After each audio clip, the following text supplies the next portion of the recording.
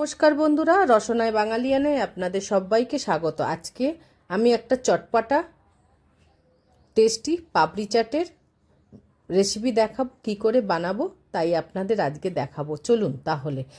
প্রথমে এখানে আমি একটা ফ্রাই প্যান বসিয়ে দিয়েছি, তার মধ্যে এক বাটি আমি জিরে নিয়েছি। জিরেটা একটু বেশি নিয়েছি, অল্প জিরে ভাজা করে বাটা গুঁড়ো করা যায় না মিক্সিতে, তাই একটু বেশি করে ভেজে নিয়েছি।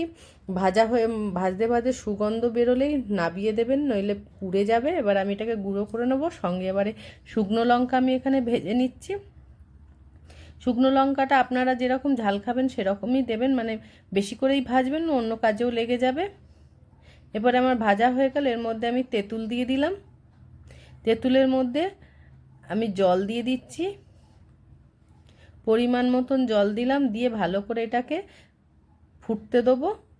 এই যে ফুটে উঠেছে, এর মধ্যে আমি বিট নুন দিয়ে দিলাম, 1 চামচ জিরে গুঁড়ো দিয়ে দিলাম, লঙ্কার গুঁড়ো দিলাম।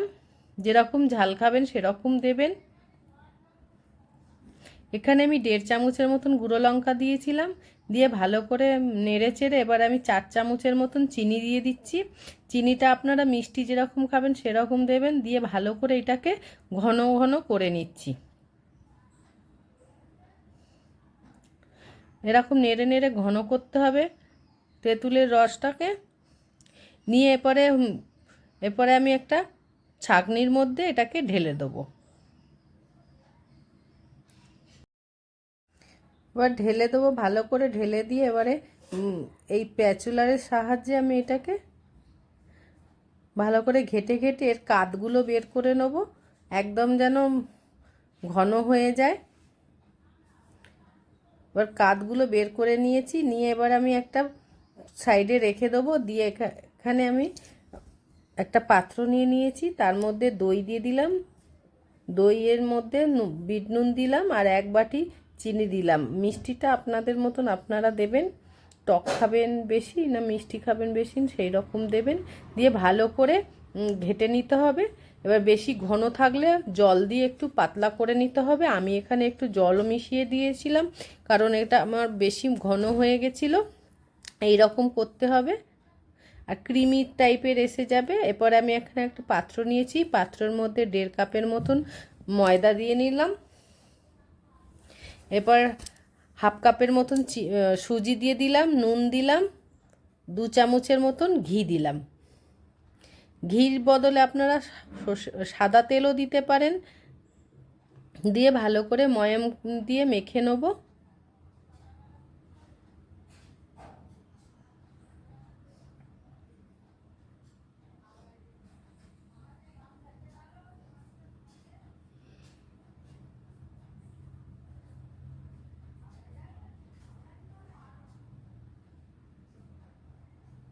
দিয়ে এরকম করে মাখতে হবে যেন ময়দাটা এরকম দলা পেকে যায়। এরকম মেখে এবার অল্প অল্প জল দিয়ে ভালো করে মাখতে হবে। এখানে আমি অল্প অল্প জল দিয়ে মেখে নেব। খুব বেশি পাতলা করে মাখবো না, একটু টাইট করে মাখতে হবে, তাহলে তাহলে পাপড়িগুলো ভালো করে ভাজা হবে এবং মুচমুচে হবে। এই রকমভাবে ময়দাটাকে মাখতে হবে।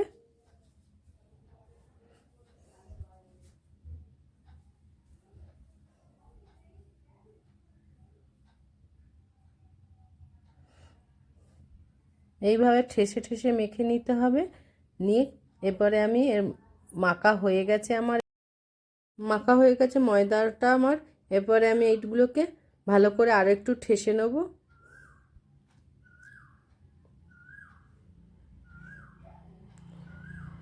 দেখুন মাখা হয়ে গেছে। এবারে আমি টুকরো টুকরো করে লেচি করে নিচ্ছি।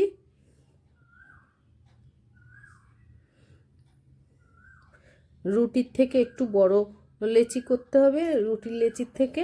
এবারে আমি ওইগুলো ভালো করে এবার বেলে নেব গোল গোল করে। খুব মোটা করে বেলবো না, পাতলা করে বেলতে হবে। একটু বড় করে আমি বেলছি।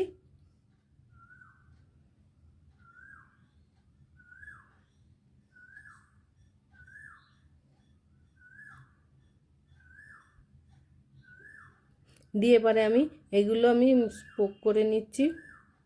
মানে কাঁটা চামচের দ্বারা আমি ফুটো ফুটো করে নিচ্ছি, নইলে রুটিটা মানে পাপড়িটা ফুলে উঠবে।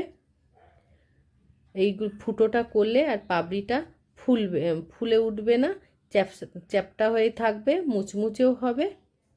এবার আমি কুকি কাটার দিয়ে গোল গোল করে কেটে নিচ্ছি। আপনারা আপনাদের বাড়িতে ধারালো গোল গোল জিনিস দিয়ে কেটে নেবেন, তাহলে খুব তাড়াতাড়ি পাপড়িগুলো তৈরি হয়ে যাবে।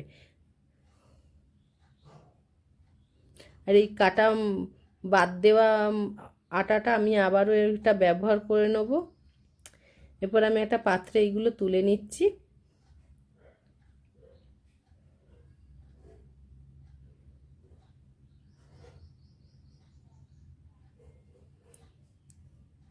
নিয়ে আমি একে একে সব বেলে নিচ্ছি।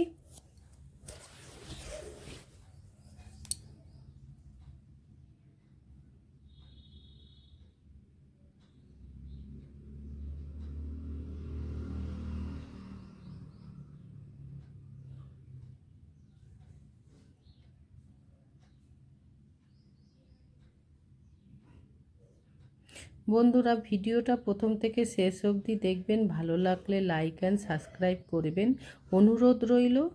আর যারা এখনও আমার চ্যানেলটাকে সাবস্ক্রাইব করেননি, প্লিজ তাড়াতাড়ি সাবস্ক্রাইব করে দেবেন, সবার আগে আমার নতুন নতুন রেসিপি আপনাদের কাছে পৌঁছে যাবে।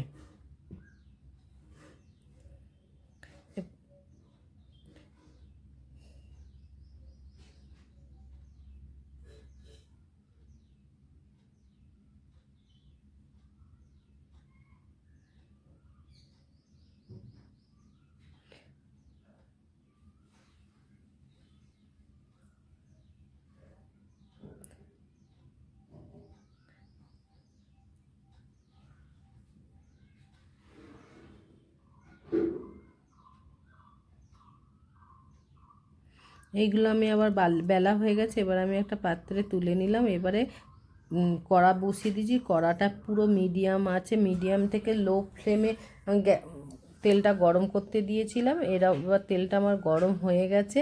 এবার আস্তে আস্তে আমি এই পাপড়িগুলো ছেড়ে দেবো, দিয়ে এগুলো দেখবেন তেলে দেবেন, ডুবে থাকবে, আস্তে আস্তে দেখবেন নিজেই ফুলে উঠবে ওপরে। তখন ভাববেন তেলটাও গরম হয়েছে, আর নিভু আঁচেই এটাকে ভাজতে হবে, তবে মচমচে কুরকুরে হবে। এইভাবে বাড়িতে বানিয়ে খেয়ে দেখবেন, বাইরের খাওয়া ভুলে যাবেন। এইভাবে বাড়িতে বানিয়ে খাবেন, ভালো লাগলে বারেবার বানিয়ে খাবেন। বাইরের খাবার না খাওয়াটাই ভালো শরীরের পক্ষে।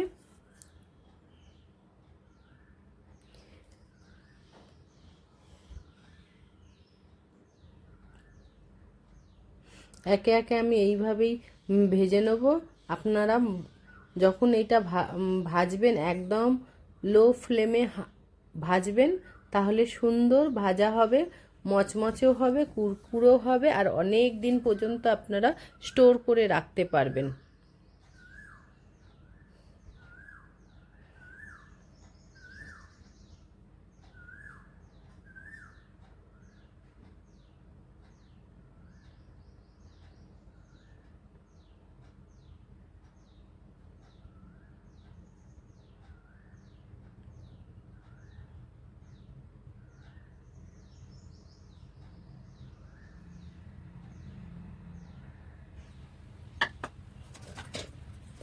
দেখুন, আমি একটা টিপে ভেঙে দেখাচ্ছি, দেখুন মচমচ করে ভেঙে গেল। এবার আমি পরিবেশন করছি। দোকানের মতন যেরকম আপনারা পাপড়ি চাট খান দোকানে, সেই রকম আমি ডেকোরেশন করছি। প্রথমে পাপড়িগুলো সাজিয়ে নিলাম, ওপর দিয়ে আলু দিয়ে দিলাম,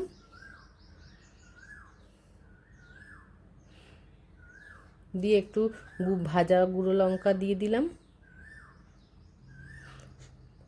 ছোলাটা আমি সিদ্ধ করে রেখেছিলাম, সেটা আমি দিয়ে দিলাম। ওপর দিয়ে বিট নুন ছড়িয়ে দিলাম, জিরে গুঁড়ো একটু ছড়িয়ে দিলাম, দিয়ে উপরে গ্রিন চাটনি দিয়ে দিলাম। গ্রিন চাটনিটা আমি ধনে পাতা, পুদিনা পাতা আর কাঁচা লঙ্কা আদা দিয়ে পিষে নিয়েছিলাম।